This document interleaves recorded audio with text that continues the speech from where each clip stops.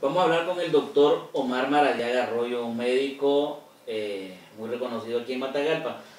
Queremos hablar un poco de la historia, doctor, y yo creo que para empezar esta entrevista, porque queremos entrar en lo que fue la Casa Maradiaga, pero yo quiero conocer un poco, y hablamos un poco fuera de cámara, vale la redundancia, sobre lo que es la medicina de hace 30, 40, 50 años, los primeros médicos de Matagalpa, los primeros científicos, podríamos decir.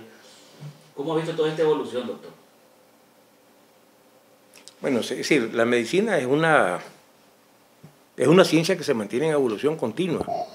Es decir, por eso es que están la enseñanza, los estudios, las conferencias, las charlas. Y la medicina no puede, sí que es lo que está. No, la medicina no puede estar estática, tiene que ser siempre, tiene que estar siempre en evolución. Pues ha venido avanzando. Es decir, antes tenía, por ejemplo, los médicos hacían una medicina más bien lo que se llama ahora medicina familiar, veían de todo. Medicina interna, ginecología, pediatría, cirugía, es decir, globalizaban todo y hacían visitas domiciliares. Ahora todo eso, entonces ya se han ido las diferencias, se ha ido especializando la gente. Incluso dentro de, por ejemplo, dentro de la medicina interna, después vienen las subespecialidades, neumología, cardiología, endocrinología, qué sé yo. Y dentro de esas subespecialidades hay otras subespecialidades. Por ejemplo, dentro de la endocrinología, los que son endocrinólogos, que se dedican, por ejemplo, a problemas de reumatología, otros se dedican a problemas de diabetes. ¿Ves? Pero sí, ha venido avanzando. Lo que pasa es que antes tenía tal vez un carácter un poquito más humanitario.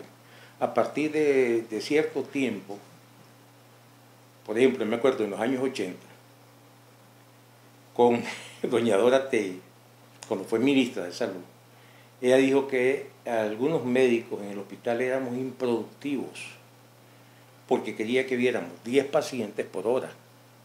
Esto significaba ver un paciente cada 6 minutos, porque eso veían los cubanos, 10 pacientes por hora, que eran los productivos.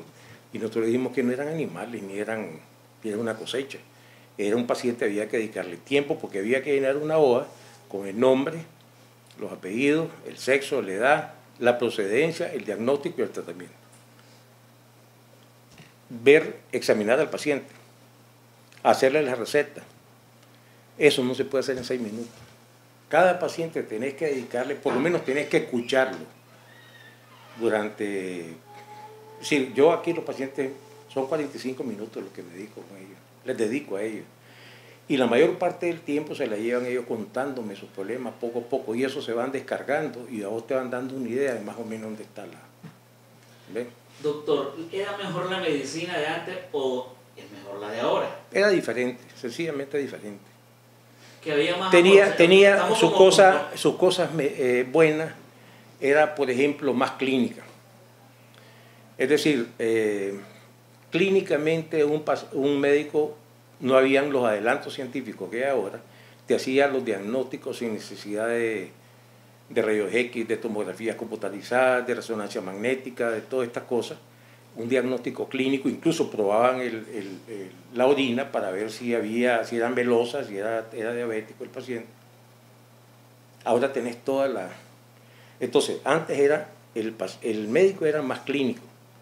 Ahora incluso hay médicos que no te dan una receta, sino te dicen, venga con los exámenes de laboratorio, me trae una tomografía, me trae un ultrasonido, y entonces sí te da tratamiento.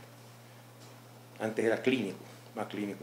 Pero es decir, ha venido evolucionando. Okay, entonces, ¿cuál es mejor o cuál es peor? A ver, es difícil de esta decir. parte de evolución hace que el ser humano, con la medicina de antes, viva más ahora o viva menos. No, ahora vive más. ¿Por qué? Por la vacuna, los controles. Por ejemplo, el Sistema Nacional de Salud tiene una expansión. Por ejemplo, tiene los puestos de salud, los centros de salud con camas, los hospitales regionales y los hospitales de referencia nacional.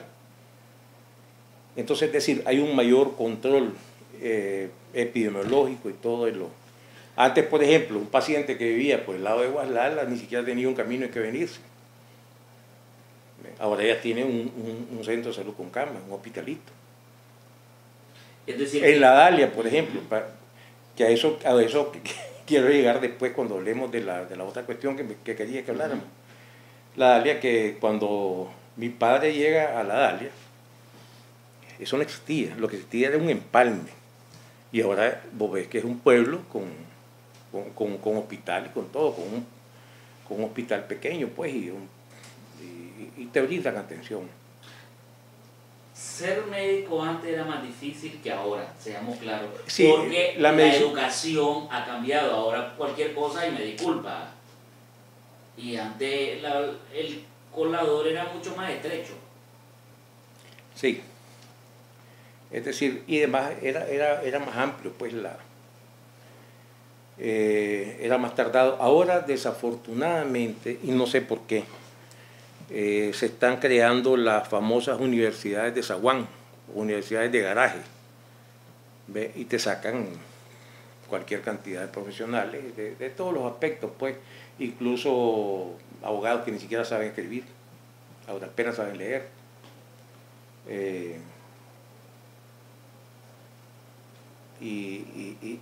Pero, es decir, bueno, así. Pero, doctor, este es un problema muy serio de nuestra Nicaragua porque en Estados Unidos, en los países desarrollados, no hablemos tanto de Estados Unidos, los países desarrollados, que nomás Costa Rica o Honduras tiene un estándar de calidad universitario mucho más serio. Incluso esa universidad que tiene el Zamorano es increíble, pero aquí en Matagalpa, cualquier cosa. Aquí en Nicaragua, pues, aquí en Matagalpa, pues, la misma historia. Que esto es muy lamentable porque no estamos sacando profesionales de calidad.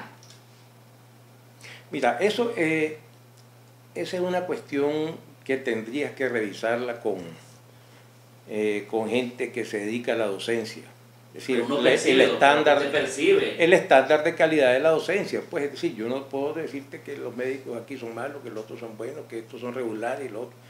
Es decir, eso tendrías que valorarlo con alguien que te haga una evaluación sobre la docencia en Nicaragua, tanto en primaria, secundaria, universitaria. Estaba universitaria. diciendo de que sí, que había una mejor calidad de educación antes que la que está ahora.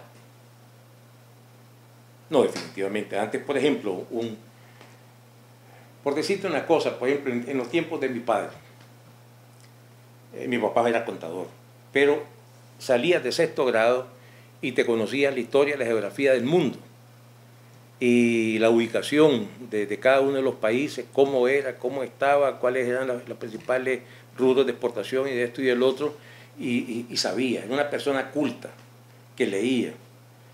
Ahora, un graduado de sexto grado, con su toga y birrete, que yo no sé por qué hacen esos gastos, a veces no saben ni leer, a otras penas saben leer. Ahora, eso, ¿por qué se da eso? No, yo no sé, no tengo idea y en eso no te puedo decir. Ok. Doctor, la familia Maradiaga aquí en Matagalpa es como una marca, pues, una marca buena, pues obviamente, un buen apellido. Y esto yo creo que no se ha perdido, pues. Excelente persona, Félix, ustedes, pues, y la otra generación, como que no se ha perdido ese camino. ¿Qué cosa es la familia Maradiaga? ¿De dónde son? ¿Cómo llegan a Matagalpa? ¿Son de Matagalpa? Cuéntenos un poco de este apellido. Bueno, mi papá era de Telpaneca. ¿Ven? Y mi abuelo, me parece que mi abuelo era de por ahí o era hondureño, pero tenía muchas transacciones con Honduras. Mi madre es leonesa. Mi bisabuelo, don Hermógenes Buitrago, fue en el gobierno de Zelaya, en un primer lugar era abogado, brillante, fue los que hicieron la constitución, de los que participaron en la constitución política, en la constitución de Nicaragua. Incluso creo que estaba en la Universidad de León, estaba ahí su nombre.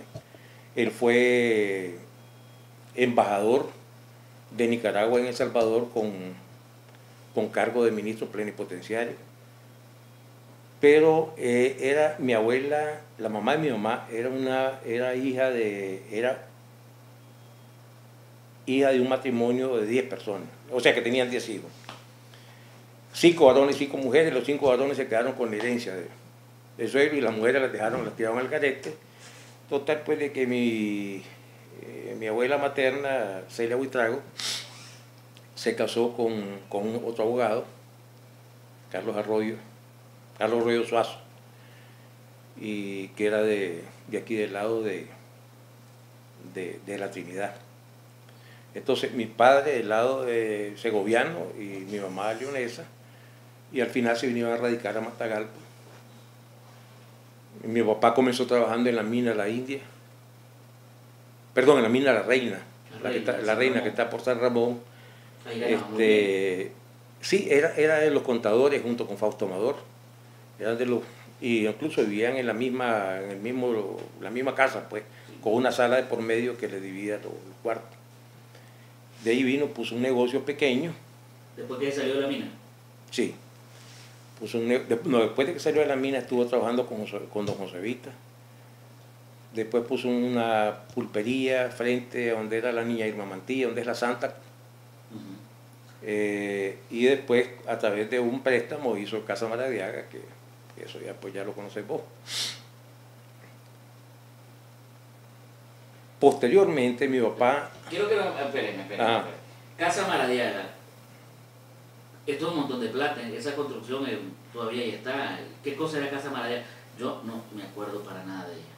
O sea, sí, la ubicación, pero quiero que me la detalle. Pues imagínense que yo tengo 40 y pico de años, los chavalos de 19 años se van a asustar con esto.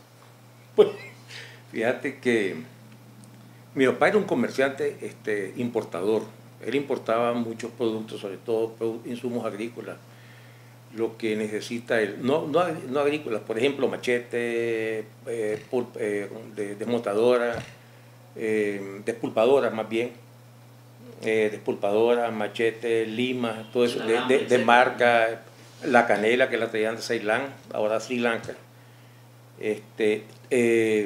juguetes para Navidad que traían de Italia, de Japón, de China, de Brasil. Pero además cosas que compraban aquí, por ejemplo, a don Rodolfo Jerez, que tenía la Venus de la fábrica Vestex, que después le quedó a López Sandoval, y es decir, zapatos, todo. ¿Qué año nace la Casa Maradiaga? Más o menos. Fíjate que yo tendría... Mira, mi hermana menor, que tiene 61 años, nació allí. O sea que tiene que tener como 62 años porque todos nacimos por otro lado. Pero la menor es la única que nació allí.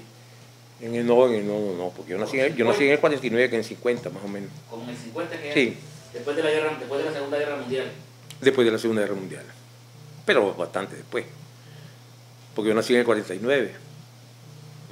Y Adancito, mi hermano menor, que murió en un accidente, ese nació en el 52, y nació todavía en la casa que era frente a doña Irma Mantilla, la niña Irma.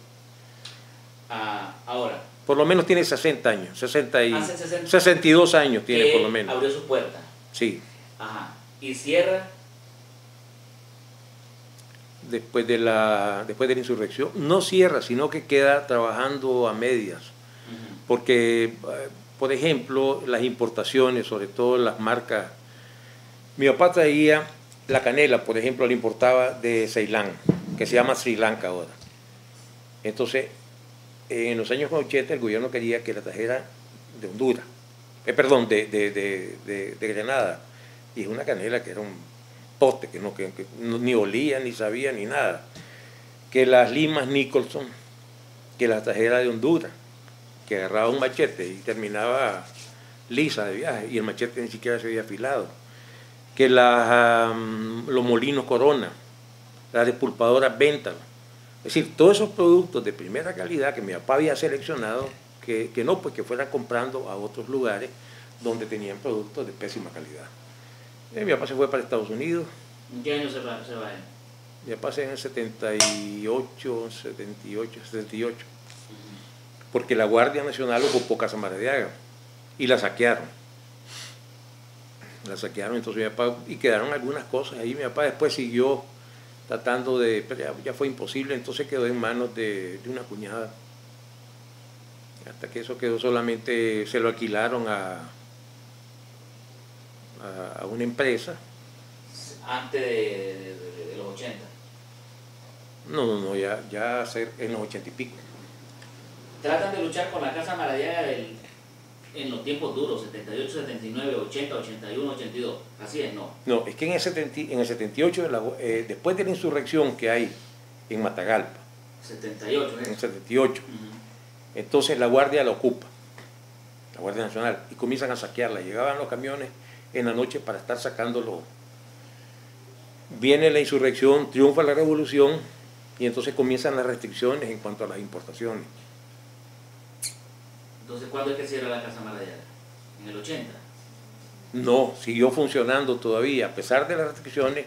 Mi papá logró conseguir a través de la vicepresidencia con el doctor Sergio Ramírez y con Henry Ruiz Modesto, logró conseguir pues que le autorizaran las compras para los productos porque le decían que era caprichito pues de él, que por qué no traía la canela granada. Pues le decía mi papá, pues no sirve. La canela que tiene que venir es la de Ceilán, que es la canela de primera calidad. Que por qué no trae las máquinas de moler de tal parte, pues no sirve. Okay. Entonces logran medio negociar y sobrevive la Casa Maradiaga ¿cuántos años? Como unos 5 años tal vez. Hasta el 85. Aproximadamente. ¿Qué pasa después de los 5 años? Bueno, queda a cargo, lo poco que quedaba a cargo de una cuñada, la mamá de Félix, como decía vos. Y después ya ella se hizo cargo del negocio, ya fue parte de ella. Pero era una venta pequeña, normal. Sí, pequeña. Sí. Entonces después ella se lo alquiló a una empresa y vivía de eso. ¿Qué empresa era? Eso estamos hablando, ya no trasladamos a los 90. ¿Ah? Ya estamos hablando de los 90. Sí, al Gallo Magallo se lo alquiló. 90 y pico. No, entonces es de poco. No, porque el Gallo Magallo después se pasa para... Sí, pero estamos hablando que unos 10 años, quizás, algo así. No, hombre. En los 90 y pico, creo yo, ya con doña Violeta. Cuando ya está el gobierno de doña Violeta. ¿Qué pasa? Ahora está la Estrella ahí, porque la vendió. No, es que eso la vendió. La vendió, sí. Entonces se vende y ahí se construye. Sí, eso, mira, mi mamá le dejó en herencia a los hijos de Adancito, a los hijos de Adán, mi hermano menor que murió en un accidente, que era casado, que es el papá de Félix. Se la dio en herencia y entonces Carmen le compró pues a 2 de los hijos de Adán y el resto pues se repartió entre los demás. ¿Ustedes son familias con los dueños de la Estrella? Daniel Núñez, el dueño, el padre de los Núñez, de Rafa, de José Daniel, es casado con una hermana mía, con Melba, mi hermana mayor, y ellos vivían en Comalapa, y de Comalapa mi papá se los trajo, les ofreció venir a trabajar con él para montar una sucursal en Estrella.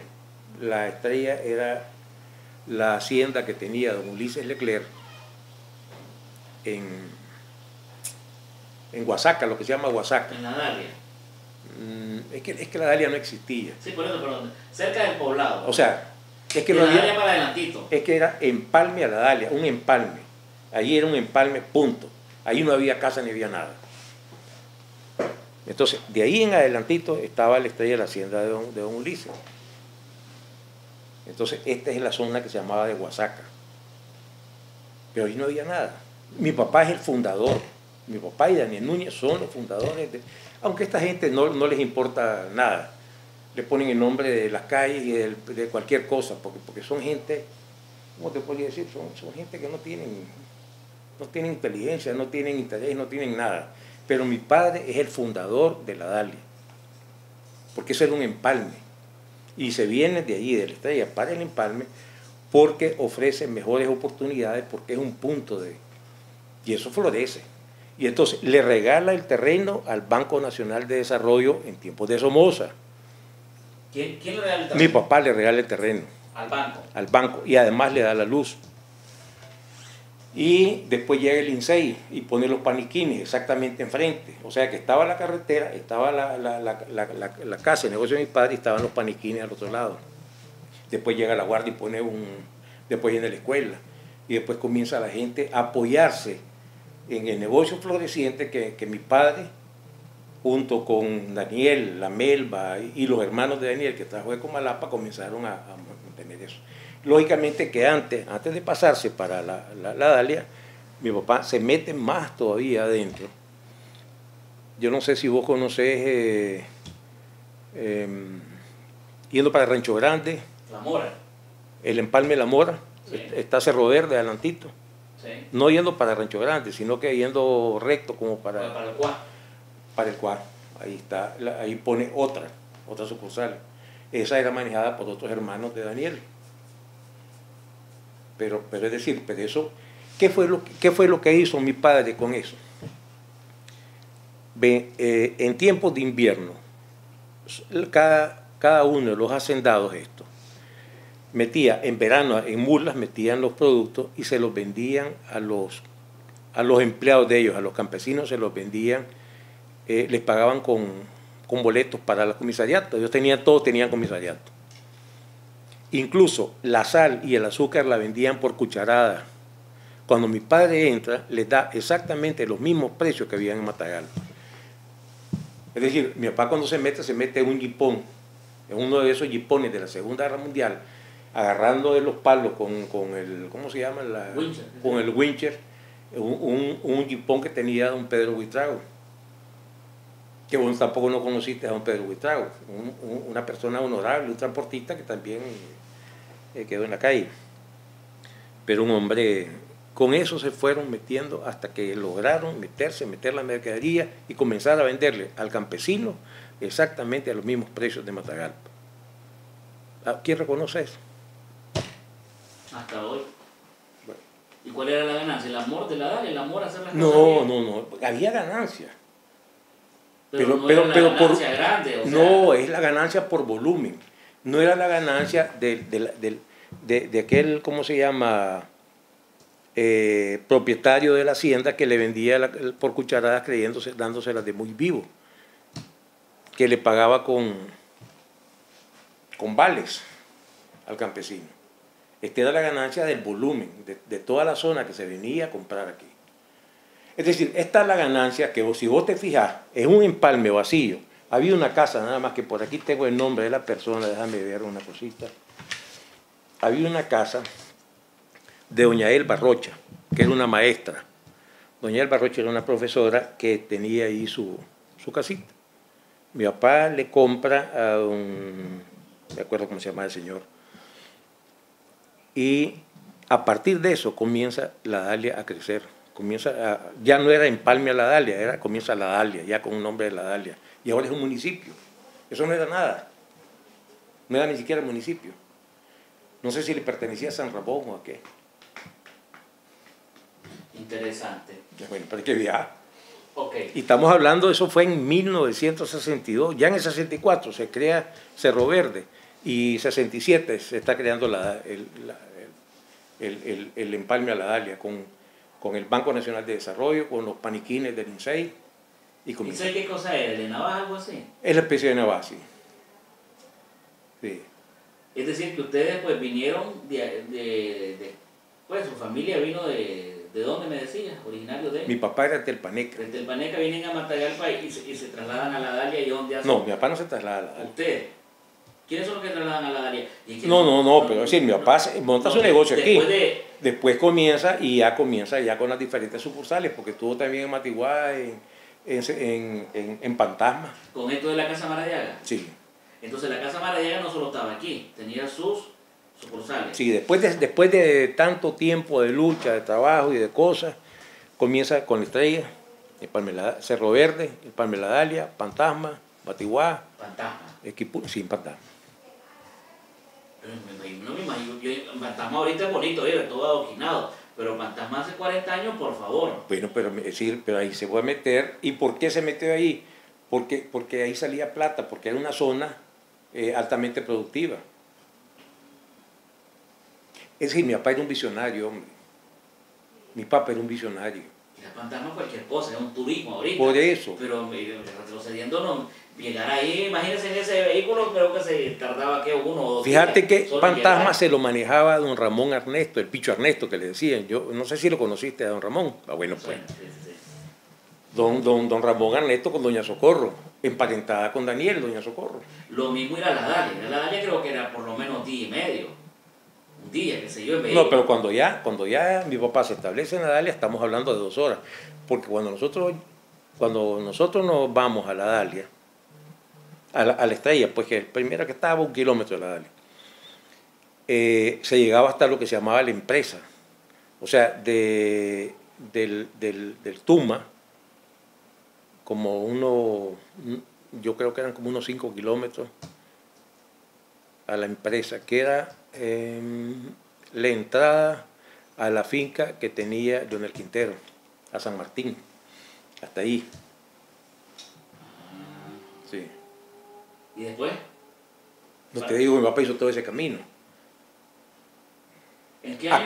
Aquella cuesta, el Delillo, no sé, la cuesta del Delillo que baja hasta llegar ¿cómo se llama? Me dijiste vos, que me olvidan las cosas. Yendo para Rancho Grande, para... La Mora. Del Delillo, la cuesta del Delillo, para llegar a la Mora, eso había que fregarse. Todo ese camino lo hizo mi papá. ¿Jo? ¿Y ahí Somoza cuándo es que hace la carretera? ¿En los 70 y qué? ¿70 y pico? 70 y pico. Ustedes estamos hablando con ustedes del 60 más o menos, de los 60. 62 se inicia, 64, 67, 67, ya en el 64 ya está Cerro Verde, o sea que está el Empalme de la Mora para lo que se llamaba Peña Blanca, pues, toda la zona de Peña Blanca, que vos ves la peña allá al fondo. Ya después del 72, cuando ya, creo que ya había carretera, ya estaba, que fue la famosa caravana que hizo famosa hasta Puerto Cabeza. Ya en el 64 ya había camino. ¿Ya en el 64? Sí. Ya había más ganancia. Sí.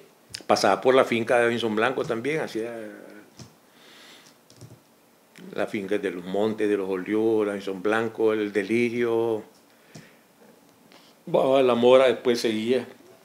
Si volabas, pues ibas a la finca de, ¿cómo se llamaba? La de los Valenzuela. Tremendo esfuerzo el de sus padres. ¿Por qué no se continuó en esto, hombre? ¿Quién? Ustedes. Porque ni a Iván ni a mí nos gustó. Mi hermano mayor se dedicó a otras cosas en Estados Unidos, a un trabajo diferente. Mi hermana mayor se casó con un ingeniero, se fueron para México. La menor se quedó en Estados Unidos trabajando. Y la verdad es que nadie quiso agarrar el negocio. Estaríamos con plata ahorita. ¿Pero por qué en la medicina? Porque nos gustaba. Sí, porque lo otro... No es para ser real, para hacer dinero. Para No, dinero si nos hemos dedicado al negocio, a lo mejor estaríamos como Daniel, con buena plata. Porque Daniel es otro visionario. Es un hombre que tenía, es decir, es un hombre que... Bueno, pues, el Chihuín lo adoraba. Daniel era grande amigo. Somoza. Es decir, tanto Tacho como Tachito, los dos. Le tenía un gran aprecio, hasta que se dan cuenta que es sandinista y que se metió en el frente, pues, y que se va para Cuba. Pero esto le daban préstamos, le prestaban, sin compromiso, así, tomás, sin papeles, sin nada. ¿A qué comprar ganado se lo llevaba al carnico? Entonces, es decir, es un hombre que siempre va adelante y además es un tipo extraordinario, pues, ya ves, ahora va a ser un edificio que ellos se lo están dedicando a mis padres, a mi papá y a mi mamá, que nosotros le agradecemos, la familia le agradecemos enormemente, pero va a ser un edificio que va a modernizar a Matagalpa, pues, o sea, dentro de las cosas que se han venido modernizando en Matagalpa a través de la empresa privada, este va a ser un edificio ¿Qué es lo que usted sabe de espectacular. este edificio, de lo que van a hacer ahí? Bueno, yo tengo alguna idea que en realidad Rafael Núñez es el que te puede dar todos los datos porque es Pero el que esto tiene... podría ser uno copiar y pegar de lo que era la Casa Maradiaga, ¿no es esa la idea? O algo parecido, No, no, similar. no, no, no, no, no, no, va a ser diferente. O sea, se va a llamar posiblemente Edificio Maradiaga, pero no es, es en honor a mis padres, ¿verdad? Pero va a ser la primera planta, yo tengo entendido que va a ser la Estrella, una sucursal de la Estrella, más amplia, más moderna. Después el segundo piso posiblemente sean restaurantes de esos pequeños de comida rápida. Tercer piso, creo que Rafael piensa alquilárselo a una universidad. Yo le decía que era mejor hacer una sala de conferencias, porque eso se está solicitando bastante, tanto en cualquier problema técnico. Porque yo le decía a Rafa que el estudiante es el mayor destructor que existe. Sobre todo los inodoros y todo eso te lo destruyen con una facilidad y una rapidez extraordinaria. Pero bueno, Rafa es el dueño. Satisfecho, doctor, con todo lo que ha hecho sus padres, usted pues que está chavalón todavía, pues, definitivamente. Chavalón, con 68 años. Pero bueno, me siento bien, pues. Pero lo miro que habla muy bien, que tiene todavía ideas muy interesantes. Lo que pasa es que la medicina la medicina no es para ser reales. No, no es para ser reales. El que quiera ser reales con la medicina y que lo que se están metiendo a medicina ahorita para ser reales, si se meten es porque les gusta la medicina, les gusta atender a los pacientes y punto.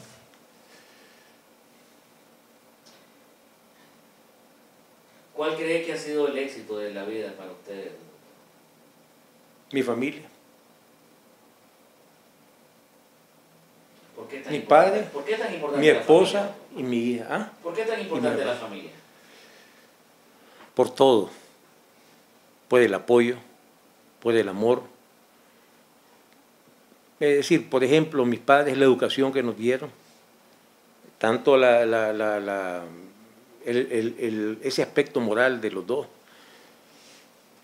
y que nos pudieron dar educación profesional. Mi esposa, que ha sido mi compañera, mi amiga, mi enfermera, después de la cuestión del cáncer que tuve, ha sido y sigue siendo mi enfermera. Mi hija, que es un encanto de mujer, y mi nieto, porque está chiquito. ¿Cuántos hijos son? ¿Quiénes? Los suyos. Una. ¿Solo uno? ¿Serio? ¿Cómo quiere que lo recuerden, doctor? No es que ya lo estoy despidiendo, pues, pero ahí esa entrevista la vamos a subir a la red. Usted sabe que esas cosas ahí pasan miles de años, doctor. Pues no sé, hombre, vos sabés que cada quien te va a ver con los ojos de su... Si te conocen, si les caes bien o les caes mal, de esa forma. Como paciente, ver si le resolviste su problema o si cometiste algún error en el diagnóstico. Y como persona, pues mis amigos, yo he sido a veces duro, vos sabés que yo he tenido fuertes tensiones, sobre todo cuando estuve en la dirección del hospital, que por cuestiones políticas en contra de doña Violeta querían, sobre todo los partidos de la UNO, los partidos asociados a la UNO. Fíjate que con el Frente Sandinista nunca tuve problemas yo. Fue más que todo con los conservadores y los liberales, pues, de alguna forma. Entonces es gente que no te reconoce. Ahora, hay gente que sí te lo reconoce. Por ejemplo, aquí tienes la Sociedad Médica de Matagalpa dándote un reconocimiento por tus años de servicio y por todas tus cosas. Hay otros que te dicen no. Yo no sé si usted se acuerda, doctor, pero ¿cómo es la vida? Para mí no se me Bueno, olvida. es más, un reconocimiento que tuve, por ejemplo, que yo le agradezco al ingeniero Sánchez Celedón y al Consejo, un reconocimiento como ciudadano notable, que esta la tengo aquí. Todas esas cosas pues te van llenando de... Porque que te digan que sos ciudadano notable, eso es importante pues también. Que te diga la Sociedad Médica de Matagalpa que te están dando un reconocimiento como médico por tu trabajo, por tus cosas. Yo no sé si usted se acuerda, pero cuando yo trabajé en el hospital, yo estaba lo del cólera, estaba Sí, la estaba. doctora Yamile Alegría. Usted era el director de ese hospital. Sí, A mí me gustaba el periodismo. sí. Yo recuerdo muy bien que una vez me dio una carta a usted donde me autorizaba de que yo podía recoger información del hospital y que la podía estar transmitiendo. Y no se me olvida, yo ocupaba el teléfono del hospital, el gran apoyo que me brindó usted. En aquel entonces nadie daba ni un chelín por mí, de seguro, es obvio. Pero son cosas de la vida, no sé si se acuerda. Yo me acuerdo, yo me acuerdo perfectamente que incluso había una orden ministerial de que no se permitieran decir esta cosa, que cualquier información que saliera del hospital tenía que salir a través de la dirección médica. Entonces, son Porque cosas... por las tergiversaciones y cosas que... Pero sí, yo me acuerdo perfectamente que estabas en la UTC, que era una sala perversa, pues, porque era una sala difícil. Porque tenías que decir, el cólera no la conocíamos nosotros, era, era, era difícil pues el manejo. Y ahí pues te portaste gallo. Entonces, son cosas interesantes, doctor, pues, porque sí, yo sí lo tengo bien marcado. Y después de candidato con el Pronal estuvo, ¿verdad? Sí, estuve con Toño Lacayo, sí. No funcionó. Sí, no funcionó. Es decir, desafortunadamente, el pueblo de Nicaragua cayó por decirte una cosa, en las redes de la chabacanada, de la bayuncada de Arnoldo Alemán. Aquella forma grotesca de liderazgo que se formó. Sabiendo nosotros que Arnoldo Alemán ya había robado en la alcaldía, que era un ladrón, que se estaba asociando con ladrones como Guayon Jerez. Y Toño Lacayo venía, es decir, tuvo una forma tan difícil de manejar de manejar el gobierno con doña Violeta, una forma bien difícil, pero bien eficiente. Me parece que era lo ideal. Pero bueno, caímos en la cuestión que al Nica le gusta el gritón, el que ofrece.